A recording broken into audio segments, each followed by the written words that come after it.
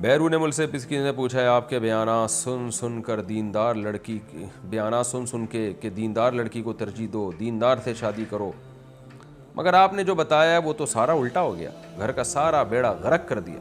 हाय हाय हाय, हम दीनदार घराने से बहुएं लेकर आए हैं कि हमारी अगली नस्ल दीनदार हो, मगर वो तो हमसे भी 2 कदम आगे हैं।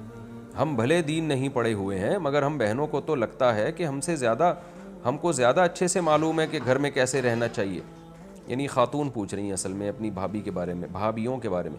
ना बहुएं नमाज़ पढ़ती हैं, ना रोज़ा रखती हैं, देर देर से सोकर उठती हैं, दीन की बात करो तो बड़े बड़े लेक्चर देंगी, मगर हम बेशक को एजुकेशन में पढ़े हैं, मगर हमको तो ऐसा लगता है कि हम इनसे बहुत बेहतर हैं। अगर इनको कुछ कहो तो हर वक्त सर में दर्द का कहती रहती हैं, पता नहीं कि किस बात की टेंशन रहती है इनको। देखें, जब आपको पता नहीं है तो मुझे कहाँ से पता होगा ना, मैं भी तो मुझे क्या पता बेचारियों को किस बात की। अब आप ही बताइए कि दीन को तरजीह दें या आम घरेलू लड़कियां ही ठीक हैं? तरजीह दीन को दें, लेकिन पूरा दीन देखना चाहिए ना।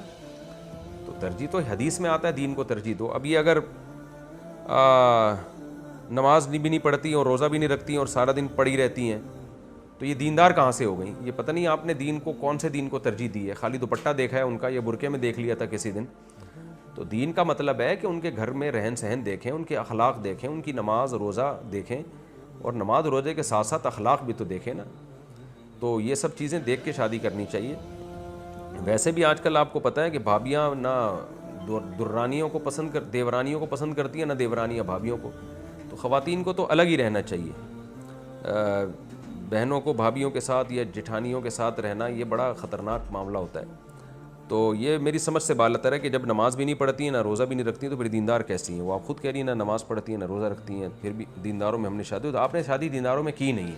अगर वाकई ऐसी हैं भाभियाँ और बहुएँ जैसी आप बयान कर रही हैं, सच्ची मुच्ची में ऐसे ही हैं, तो फिर ये दीनदार है नहीं ना, आपने शादी गलत जगह की है फिर।